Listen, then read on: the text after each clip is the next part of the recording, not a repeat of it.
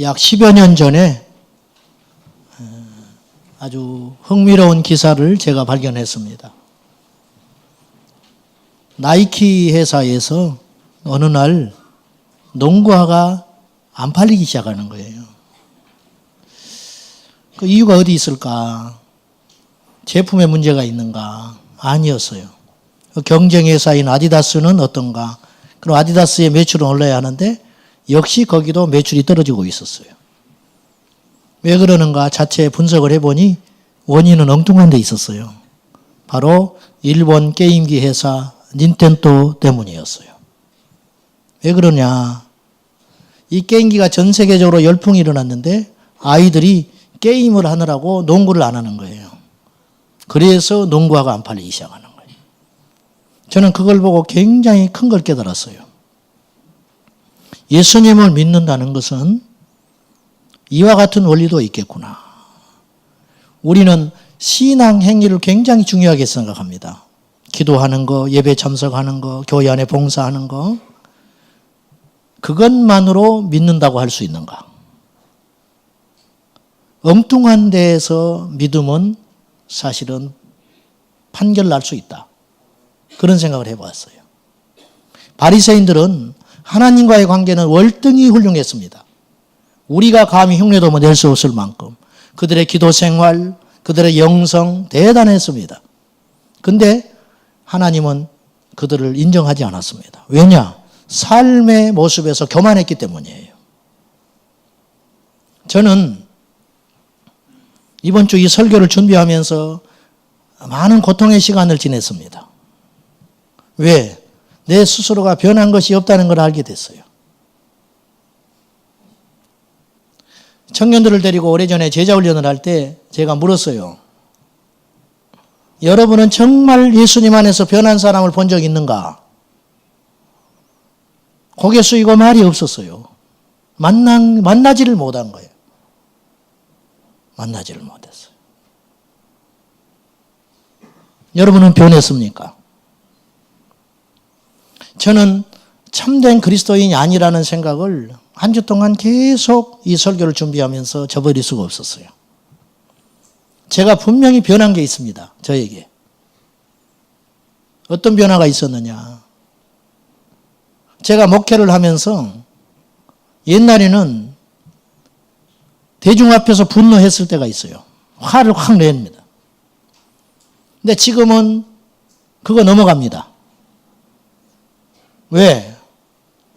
믿음이 있어서 제가 그렇게 된 게 아니고 알게 됐어요, 제가. 그래 봤자 저에게 손해라는 걸 알게 된 거예요. 제가 10여 년 목회를 해오면서 여러분은 어떻게 들으실지 모르나 제 나름대로 리더십이 생겼어요. 10년 전의 모습과 저는 분명히 달라졌습니다. 어떤 걸 선택할 때 과감하게 선택하게끔 돼 있습니다. 근데 그것은 하나님과 상관없는 일이라는 거예요. 그건 기술이에요, 기술. 처세술이 있는 거예요. 예수님을 만났기 때문에 그런 일이 일어난 게 아니라는 거예요. 설교를 오랫동안 많이 해왔기 때문에 분명히 설교도 옛날보다는 많이 늘었을 것입니다. 그러나 그것을 변화라고 하지 않습니다. 오늘 본문을 보십시오.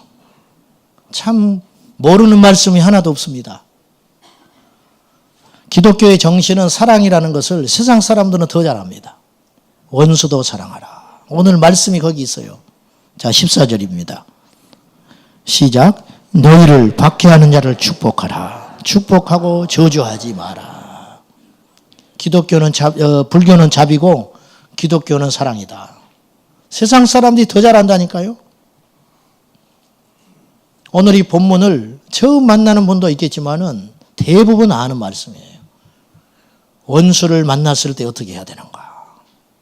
우리를 핍박하는 자를 향하여 어떻게 우리는 대해야 되는가? 우리 다 아는 사람들입니다. 근데 그렇게 살지 않습니다. 설령 이 본문의 말씀을 몰랐다 할지라도 교회에 와서 예배드리고 나서 갑자기 내 마음이 뜨거워지더니 내 마음에 맺혀있는 그 원수를 향하여 용서하는 마음이 생겼다면 그 사람이 진짜 거듭난 사람이에요. 근데 성경 공부를 맨날 며칠을 하고 무슨 단계를 거쳐서 졸업을 하고 성경을 뭐 10번을 쓰더라도 이렇게 살지 않으면 그 사람의 믿음은 가짜입니다. 가짜. 오늘 본문에 여러 가지 많은 주문이 있습니다. 이렇게 해라 저렇게 해라. 근데 결국 따져보면 두 가지입니다. 첫째는 원수를 만났을 때, 박해하는 사람을 만났을 때 내 인생에 큰 타격을 준 사람을 너희들은 어떻게 해야 되느냐. 14절이 그 말씀이고 19절이 그 말씀이고 20절, 21절이 그 말이에요. 그 다음에 믿는 사람은 세상에 나갔을 때 다른 사람을 어떻게 상대해야 되는가. 그런 사람에 대한 자세. 저세술 아닙니다. 예수님의 마음으로 어떻게 해야 되는가. 오늘 성경에 주문하고 있어요. 그 이야기가 15절부터 18절까지 나와 있어요. 즐거워하는 자들과 함께 즐거워하고 우는 자들과 함께 울으라.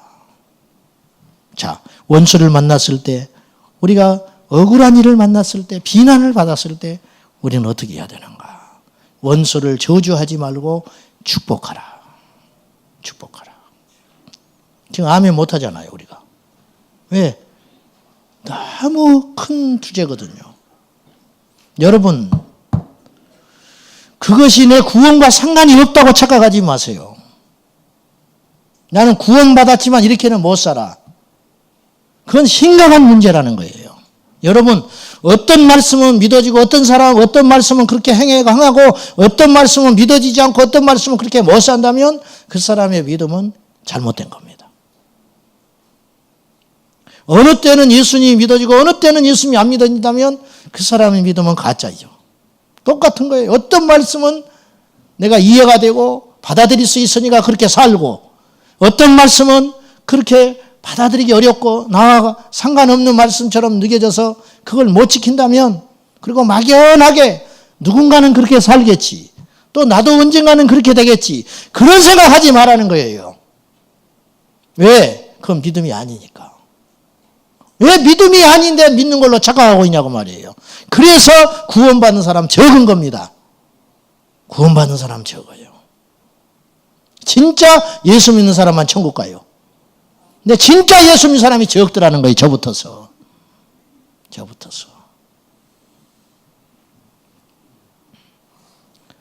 원수까지는 아니어도 인생 살다 보면 정말 이해 안 되는 사람 만납니다. 정말 이해할 수 없는 사람. 도무지 해석이 불가능한 사람. 불행히도 그런 사람이 내 새끼일 수 있습니다. 어떻게 내 배에서 낳지만 저런 놈이 나왔는가. 그런 사람이 불행히도 내 인생의 동반자가 될 수 있습니다. 어떻게 해야 됩니까?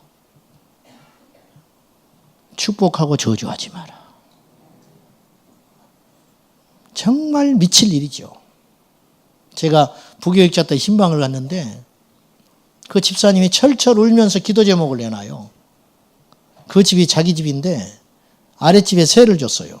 어느 날 자기 아들과 작은 다툼이 있었어요. 애들끼리. 이 싸움이 커졌어요. 커져가지고 이 감정이 상해가지고 어떻게 하냐면 밑에서 밤 12시 넘어가 1시, 2시쯤 되면 막대기로 천장을 찔러댑니다. 일어나라고. 잠 방해하는 거예요. 경찰이 출동을 해도 답이 안 나와요. 새가 지났는데 나가라고 해도 안 나가요. 안 나가도. 근데 내몰 방법이 없대요. 안 나가면 방법이 없대요.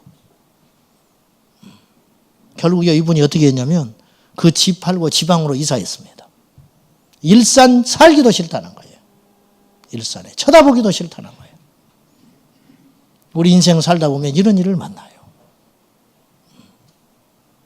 그럴 때 우리는 속으로 저주합니다. 저 계단에 확 넘어져가지고 이마가 깨져가지고 깨달았으면 좋겠다. 그렇잖아요? 나한테 막대한 해를 주고 억울한 말을 퍼붓고 비방하는 그 사람, 그 자식이 좀 망해버렸으면 좋겠다. 그래야 그 사람이 회개할 거 아니냐. 이런 생각을 본능적으로 합니다. 자, 목사 편이라고 하지 말고 이해하고 들으십시오. 어떤 목사님이 개척을 하고 이렇게 교회를 꾸려가는데 교회가 적고 힘드니까 그 사모님이 많은 고난을 받은 거예요. 성도들이 무시해요. 성도들이 함부로 합니다. 그때마다 표현도 못하고 이 사모님이 속으로 이렇게 말했대요. 네 새끼 사모시켜라. 네 새끼도 목사해라. 그래야 나중에 내 속을 알 거다. 이 저주 아닌 저주를 한다는 거예요. 그래 놓고 예배해요. 같이 한 자리에서. 하나님이 그 예배 받지 않습니다. 하나님이 그 예배 받으실 리 없지요.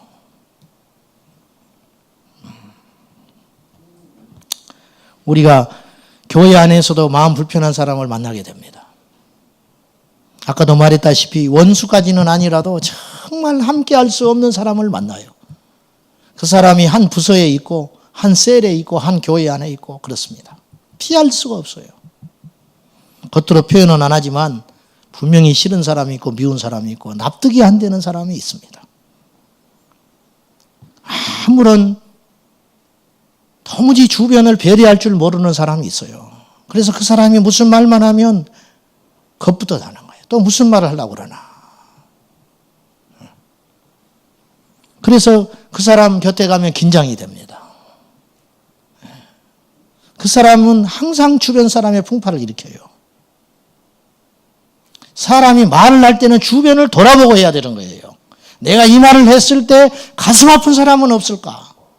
내가 이런 말을 했을 때 주변이 결례는 아닌가? 근데 전혀 생각 없어요.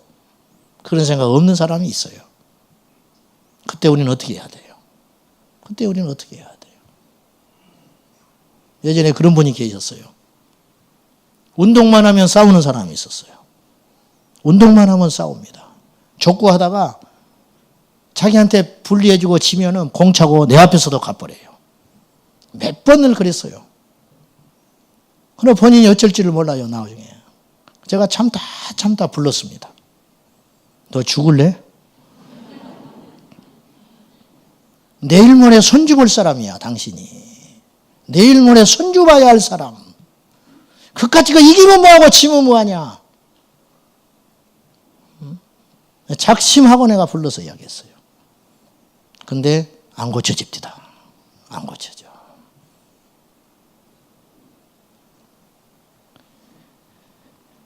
이런 사람을 제가 무던히 고쳐보려고 했습니다.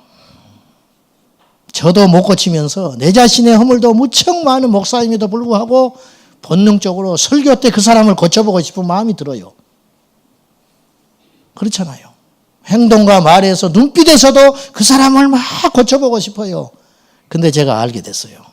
역시 지금도 부질없이 그런 짓을 하고 있지만 제가 깨닫습니다. 그 사람 변하지 않는다.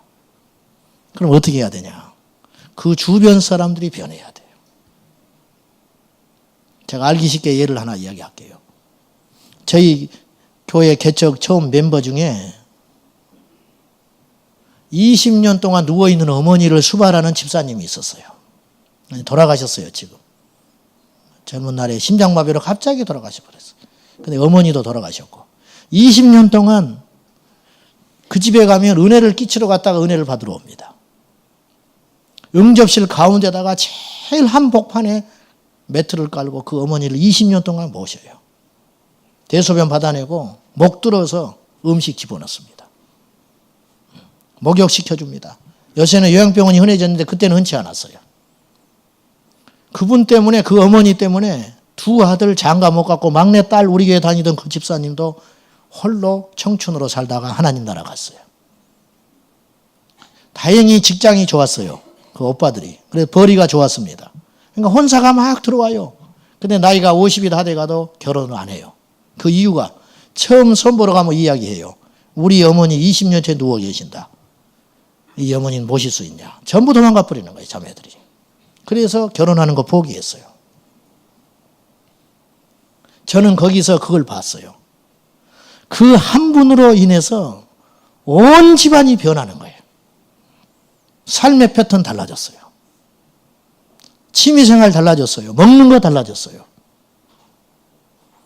아침에 출근할 때 그 반응 없는 그 어머니 볼을 비벼대면서 식구들이 출근합니다. 돌아올 때 어머니가 좋아하는 게 뭘까? 요새 어머니가 몸의 상태가 어떤가? 온갖 생각이 그거예요. 한 번은 욕창이 났어요. 욕창은 쉽게 안 났습니다. 한 번 생기면 안 나요, 욕창이라는 게. 근데 온 세상을 뒤져서 좋은 약을 구했어요. 6개월 동안 치료해가지고 욕창 고쳤어요. 저는 약이 고쳤다고 생각하지 않아요. 그 사랑이 고친 거예요.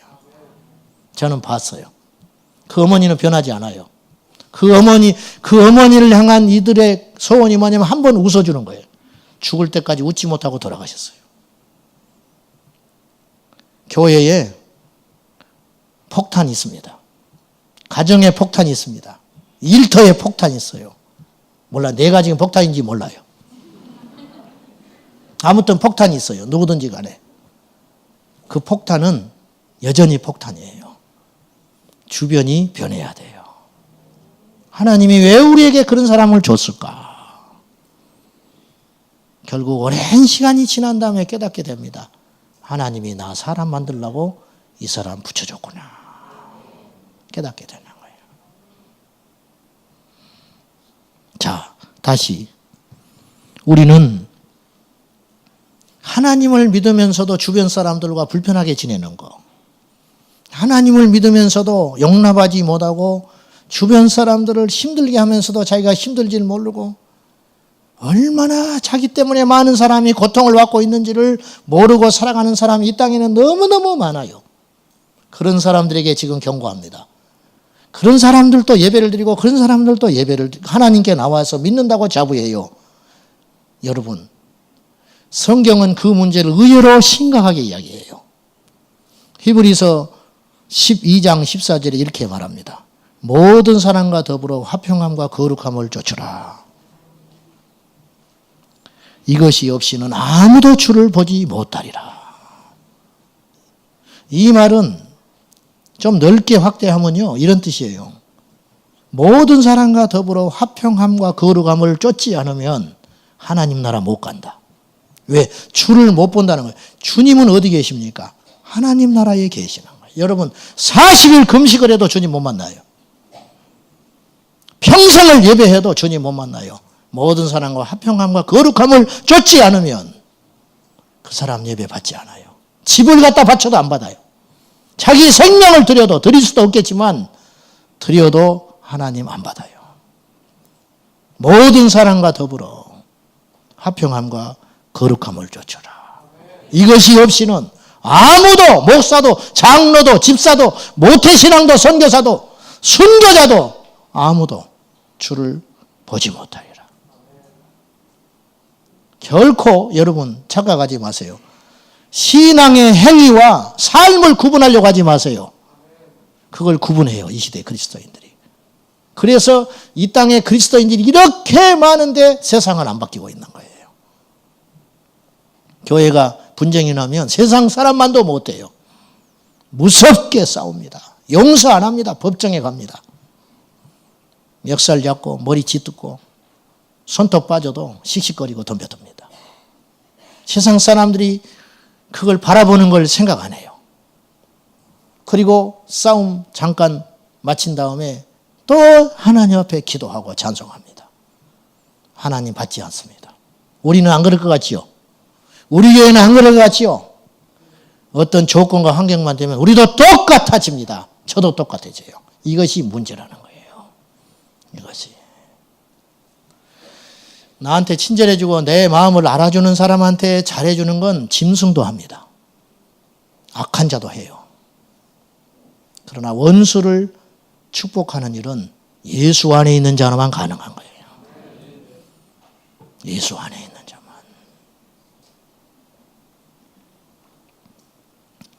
이상 목사님이 간증에 이런 내용이 나와요. 우리 이달 월말에 우리 교회 와서 설교를 한번 하시겠습니다. 이 목사님이 이런 이야기를 하셨어요. 1972년에 평양에서 개성까지 김일성 도로를 닦았습니다. 고속도로. 부르도자가 길을 닦았어요. 그러다가 집안이 퍽 꺼져버린 일이 벌어졌어요. 안에 들여다보니까 20여 명의 그리스도인들이 예배를 드리고 있었어요. 무려 19년 동안 1953년부터 72년도까지 어떻게 살아남았는지 이들이 그 지하에서 예배를 드렸어요. 그 지도자는 김태용 목사님이었어요. 즉결 심판에 처해졌습니다. 인민재판 열려가지고 그들을 다 죽였습니다. 그때 그곳에서 태어난 아들이 두 아들이 있었어요. 사내가 15, 13살 먹은. 형이 먼저 죽었어요. 교수형 당해가지고 혀가 쭉 빠지고 눈알이 튀어나오고 죽어 있었어요. 동생을 죽이려고 합니다. 동생을 목을 딱 걸었어요. 교수형. 얘가 이렇게 이야기해요. 아저씨가 우리 형 죽였지요. 그래. 저도 죽일 거지요. 그래. 근데요, 아저씨 아십니까? 아저씨를 사랑하는 분이 계세요. 그분이 하나님이에요. 미치겠는 거예요, 이게. 열이 뻗쳐가지고. 그리고 얘가 이렇게 말했어요. 저도 아저씨 미워하지 않아요. 예수 믿으셔야 됩니다. 이 사형 집행하는 이 간부가 화가 나가지고 이 아이의 발에 딛고 있는 의자를 발로 차버립니다. 그리고 대롱대롱 매달려서 이 아이가 죽습니다. 마지막에 김태용 목사님이 죽습니다. 어떻게 죽였느냐? 길바닥에 눕혀놓고 부르도자가 발에서부터 작은 짓밟혀서 이분이 죽습니다. 이 김태용 목사님 돌아가시기 직전까지 내 구주 예수를 더욱 사랑. 이 찬송하고 하나님 품에 갔어요. 이 이야기가 중국으로 전해져 가지고 이상 목사님이 듣게 된 이야기예요. 이건 실화입니다. 원수 앞에서도 찬양할 수 있는가? 원수 앞에서도 복음을 전할 수 있는가? 초대교회 성도들은 이렇게 믿었어요. 히브리서 11장에 보면 핍박당한 초대교회 성도들의 이야기가 나옵니다. 이들은 옥에 갇히는 건 기본이고 돌에 맞아 죽고 채찍에 맞아 죽고 산채로 톱으로 잘라 죽였습니다. 그리고 가죽을 벗겨서 짐승의 가죽을 벗겨서 예수 믿는다는 이유로 광야의 떼약볕에 내놓고 가죽을 덮어가지고 묶어놓습니다. 그러면 이 가죽이 오므라들어요. 건조가 되면서. 그리고 그 안에서 쪼여서 죽어가겠어요. 그래도 이들은 주님 앞에 기도하고 갔습니다. 오늘 참으로 어려운 이야기들입니다.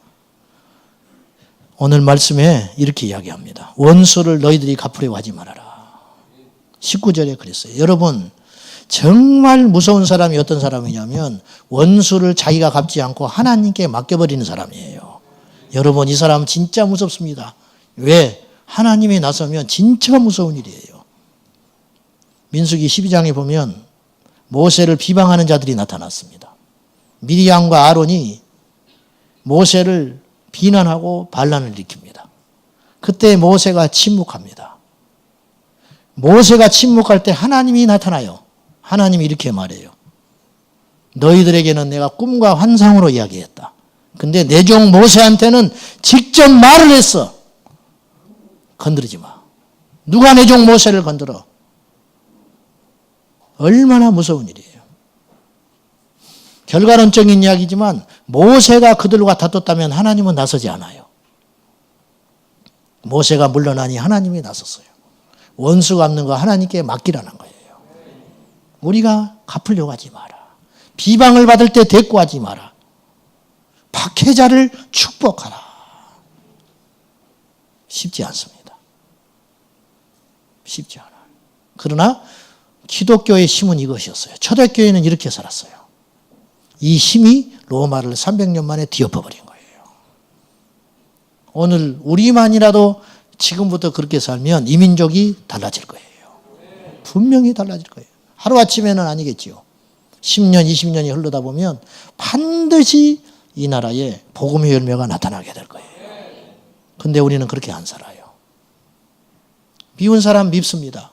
싫은 사람 싫어요. 욕하는 사람 쳐다보기 싫어요. 좋은 사람은 좋아요. 이게 세상 사람과 다를 바 없는 거예요. 세상에 나가서 우리는 어떻게 살아야 되는가? 16절을 한번 보십시오. 시작. 서로 마음을 같이 하며 높은 데 마음을 두지 말고 도리어 낮은 데 처하며 스스로 지혜 있는 채 하지 마라. 사람들이 자기가 제일 똑똑한 줄 알아요. 스스로 지혜 있다고 여겨요. 여러분, 우리가 잘나고 똑똑해서 사람들이 똑똑하다 하는 게 아니에요. 하도 아는 척 하니까 놔두는 거예요. 그냥 지쳐가지고. 하도 나서니까 나도 보는 거예요. 하나만 해보라고. 언젠가 크게 망신당하고 깨달아요. 진짜 지가 잘나서 그 자리에 있는지 알아요. 그렇지 않다는 거예요. 하도 잘난 척 하니까 나도 보는 거예요. 나도 보는. 입만 열면 자랑해요. 나도 보는 거예요. 언제까지 하나 보고 있는 거예요, 지금. 근데 지가 잘나서 그런 줄, 다른 사람이 다 자기 말을 듣고 있는 줄 알아요. 착각하지 마세요. 알고 보면 우리보다 똑똑한 사람이 이 세상에 너무 많아요. 근데 우리는 착각해요. 스스로 지혜 있는 척 하지 마라. 높은 척 하지 마라. 시카고의 기도의 집 장로교회 김강수 목사님이라고 계십니다. 이 교회를 제가 소개하고 싶습니다. 이 교회 모르는 분들이 많아요. 왜냐? 소문을 안 내요. 방송에서 와도 인터뷰를 안 합니다. 제가 영광스럽게 이 교회에 초대를 받았어요. 제가 가볼 것인데 여기 스태프분이 저한테 메일을 보내왔어요. 이 교회는 노숙자, 매춘부, 건달, 마약 중독자를 섬기는 교회입니다. 시카고 만민이 기도하는 교회는 십자가도 없고 표지도 없는 시내 허름한 빌딩 안의 창고입니다. 위아래 계단으로 되어 있는 이 작은 공간에 접이 의자로 예배도 하고 친교도 하고 공부도 하고 다 한 공간에서 합니다. 들어오시면 노숙자들의 악취가 심할 것입니다. 장로, 권사 조직도 없고 있을 수도 없습니다. 모두가 형제 자매로 불러줍니다. 주일 헌금은 거의 동전과 1달러입니다. 어떻게 유지를 하는가 싶은데 모금도 하지 않고 도리어 그 교회는 다른 교회 선교 헌금을 해줍니다. 목사님은 무료 집회도 하시고 심지어 헌금도 필요 이상 많이 하는 사람은 돌려줍니다. 2, 3년 전부터 시내 재개발이 돼가지고 백인 아파트가 들어오면서 노숙자들의 쉼터가 다 사라져버리고 말았습니다. 교회에서 섬기는 분들이라고 해봤자 노숙자들이라 운전면허가 없기 때문에 목사님과 전도사님이 직접 차량 운행을 해야 합니다. 길거리에서 자는 노숙자들은 교회에 와서 일주일 동안 모아둔 배설물을 화장실에 쏟아 넣는 바람에 화장실이 툭하면 막혀버립니다. 오래된 건물에 화장실은 달랑 2개라서 그 불편함은 이루 말할 수도 없습니다. 오랜만에 모여든 그 노숙자들은 마약, 술, 온갖 원인 때문인지 수다를 떨기 시작하는데 이빨이 다 빠져 있어서 입속에 음식이 튕겨나와 목사님 접시에 떨어집니다. 그 사람이 무슨 병에 걸렸는지도 모르고 온 몸에 욕창이 나 있고 종기가 나 있고 그 투성이로 와서 목사님 매달려 기도해달라고 하면 목사님 손을 가져다가 마구 비벼댑니다. 그러면 그 종기가 터져서 목사님 손에는 피고름이 흥건히 고이고 있습니다. 이렇게 목회하는 분도 계세요. 이런 교회도 있습니다. 오늘날 목사들이 너무 높아져 있어요. 좋은 옷, 좋은 집, 좋은 음식만 먹습니다. 저는 내 길을 의심했어요. 어떤 목사님은요, 일산에서 밥도 안 먹는답니다. 서울의 호텔에 가서 먹는답니다. 그리고 그분이 어쩌다 일산에서 밥을 먹어야 하면 교역자들이 먼저 가서 그 음식을 먹어보고 자리를 봐준답니다. 예수님은 어디 계십니까? 남의 이야기 같지요? 우리도 형편과 처지만 되면 다 그럴 사람들이에요. 저와 여러분이. 다 그럴 사람들이에요. 다. 그리고 내가 이렇게 누리는 건 정당하다고 생각해요. 하나님의 복이라고 이야기해요. 복 아니에요. 타락한 거지.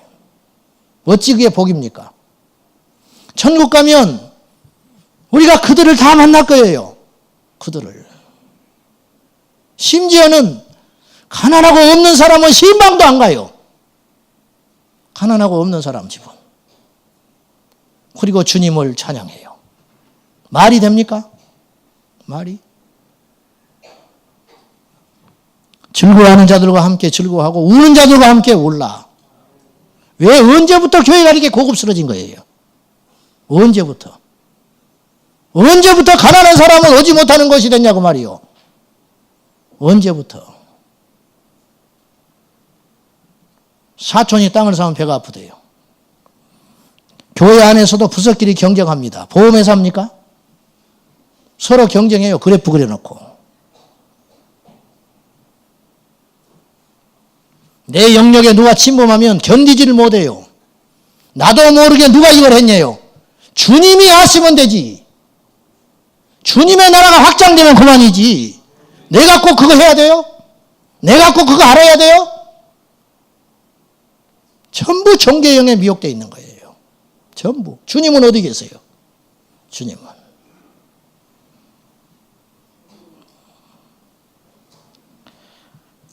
교회 안에서도 함께 기뻐하지 않습니다. 내가 중직자 떨어지고 누가 되면 교회 떠나버립니다. 안 될 만하니까 안 됐고 그 사람이 될 만하니까 된 것이지요. 박수 안 쳐줍니다. 임직식 때 안 나타나요. 이게 한국교회 수준이에요. 그리고 새벽기도는 빠지지 않아요. 거짓말이에요. 가짜입니다. 가짜. 운정에 교회를 지어서 어떤 교회가 가려고 그러는데 결사 반대하는 아파트 집 떨어진다고, 집값 떨어진다고 뛰더라고. 알고 봤더니 그 주동자가 교회 안수집사였어요. 이게 이 시대의 교회예요. 어느 교회가 부흥했다. 목사들이 안 기뻐합니다. 안 기뻐해요. 시기합니다. 부끄러워서 고개를 못 듭니다. 수유리에 제 아는 지인이 다니는 교회가 있습니다. 제가 가보지는 못했어요. 근데 이분이 도심 속에 교회를 50여 명도 안 된 성도들이 기가 막히게 헌신을 해서 교회를 지었어요. 편백나무를 가져다가 지방에서 가져다가 교회를 오랫동안 돈이 없으니까 목사님이 친히 목수노릇 하면서 교회를 지었어요. 모르겠어요. 옳고 그르고를 나는 따지고 싶진 않아요. 어쨌든 교회를 지었어요. 지고 한 달 만에 어떤 일이 일어났냐면 그 옆에 이웃에 있는 교회가 500여 명이 넘는 큰 교회인데 재개발 건축이 된 거예요. 그래가지고 종교부지를 받아가지고 2년여 동안 교회 짓는 동안에 갈 데가 없는 거예요. 이분이. 이 교회가. 규모가 있으니까 새로 가기도 마땅치 않고 학교를 빌려줄 수도 없고 그래서 이 교회에 와서 부탁을 한 거예요. 같이 예배 좀 드리게 해주라고. 자기 교회 진지 한 달 됐는데 그 교회에서 부탁을 한 거예요. 같이 예배 드리자고. 기꺼이 허락해 줬어요. 같이 예배 드리자고. 그래서 예배 시간 달리해가지고 이분들이 예배 드리고 이 교회는 숫자가 적으니까 다른 때도 예배 드립니다. 완전히 이 사람들이 주인 됐어요. 2년 동안. 불평 한마디 안 했어요. 목사님과 성도들이. 철저히 섬겨줬어요. 2년 동안 이 사람들이 주인 노릇했어요. 교회가 크니까 사람들이 많으니까. 2년이 지나고 이 사람들이 간 후에 교회는 역시 한 명도 부흥 안 됐어요. 50명. 저는 생각합니다. 그 교회가 큰 교회입니다. 그 교회가 큰 교회예요. 주변을 돌아보십시오. 울고 있는 사람은 없는지. 주변을 돌아보십시오. 웃고 있는 자는 없는지. 우리 교회가 조금씩 부흥하고 커지니까 자꾸 예경사에 참석하는 수가 더 많아져야 되는데 줄어들어요. 이게 제 고민이에요. 관심 없어져요. 점점 관심 없어요. 이럴 바에는 교회가 안 커지는 게 낫습니다. 정말입니다. 누가 떠나도 떠났는지 안 떠났는지를 몰라요. 왜? 다른 사람 몇 사람이 더 채워지니까. 아무 문제가 없는 걸로 착각하고 있어요. 그렇지 않아요. 그렇지 않아요. 한 영혼은 천하보다 귀한 거예요. 우리 성도님 이해하고 들으십시오. 우리 성도님이 저한테 그래 어떻게 자기가 빠진 줄 아냐는 거예요. 만명제도 알 수 있어요. 어떻게 해서 아는지 아세요? 사랑하면 알 수 있어요. 관심을 가지면 알 수 있는 거예요. 5명도 몰라요. 그러나 5,000명도 알 수 있어요. 왜? 사랑하면. 관심이 있으면 알 수 있어요. 말씀 맺겠습니다. 천국, 지옥, 재림, 부활, 영성 기도, 전도, 교회 개혁 이런 거창한 이야기들만이 믿음의 이야기가 아니에요. 우리는 그런 이야기를 입에 달고 살아요. 그런 큰 이야기들, 대단한 주제들. 근데 이렇게 살지 않으면 그 믿음은 가짜입니다. 가짜예요. 제가 요새 큰 기도 제목이 있어요. 우리 딸내미가 화장을 자꾸 진하게 하고 다녀요. 이게 제가 크게 지금 문제예요. 말을 해도 믿음하고 무슨 상관이 있냐고 나한테 이야기 되들어요. 아니요. 그 믿음하고 상관 있는 이야기예요. 믿음하고 상관 있는 이야기예요. 주차하는 거 믿음하고 상관 있는 이야기예요. 내가 세 내준 집 세를 올리는 것이 내 믿음하고 상관이 있는 이야기예요. 천국 지옥하고. 그게. 교회에서 회의할 때 고집 부리는 거 내 믿음하고 상관이 있는 이야기라니까요. 상관없는 이야기 아니에요. 그게. 절대 상관없는 이야기 아니에요. 착각하지 마세요. 십자가는 하나님과의 관계만 십자가 아니에요. 좌우의 관계도 십자가예요. 성경 말씀을 다시 부탁하지만 믿고 싶은 대로 믿지 마세요. 이해되는 것만 순종하지 마세요. 이해하기 어렵잖아요. 박해받은 자를 어떻게 박해하는 원수덩이를 어떻게 사랑하는가, 어떻게 축복하는가. 근데 하나님이 그렇게 하라고 그래요. 하라고 그러니까 하는 거예요. 정말 땀이 나고 피가 나고 죽을 것 같아도 주님이 하라니까 하는 거예요. 그 뒤는 몰라요. 하나님이 어떻게 인도하실지 몰라요. 우는 자들과 함께 울으래요. 웃는 자들과 함께 웃으래요. 높은 데 마음 두지 말고 낮은 데 겸손한 데 마음 두고 똑똑한 척 하지 말래요. 그러니까 똑똑한 척 하지 마세요. 똑똑한 척 하지 마시라고. 교회 오래 다니는 게 자랑입니까? 모태신앙이 자랑이에요? 직분이 자랑이에요? 말씀대로 사는 것이 우리의 자랑이에요. 말씀대로. 우리 모두는 다시 원점으로 돌아가야 됩니다. 다시 시작해야 돼요. 다시. 10년 후에 뭐가 달라져요? 지금 결단하십시오. 기도하겠습니다. 할 수만 있으면 모든 사람과 화목하라. 주님이 아시기에 할 수 있으면 하라고 하셨습니다. 주여, 우리 교회 성도들이 그렇게 하겠습니다. 순종하게 하여 주옵소서. 말씀에 미치게 하시고 십자가에 미치게 하시고 예수님께 미치게 하소서. 박해자를 저주하지 마라. 박해자를 축복해라. 너를 비방하는 자를 맞서지 마라. 너를 비방하는 자를 축복해라. 모든 사람과 더불어 화목함과 거룩함을 좇으라. 주님, 우리가 이렇게 살아보겠습니다. 교회에서만 그렇게 사는 것이 아니라, 우리 가정에서만 그렇게 사는 것이 아니라 낯선 일터에서도 그렇게 살아보겠습니다. 주님 도와주시옵소서. 예수님 마음을 허락해 주옵소서. 예수님의 이름으로 기도하옵나이다. 아멘.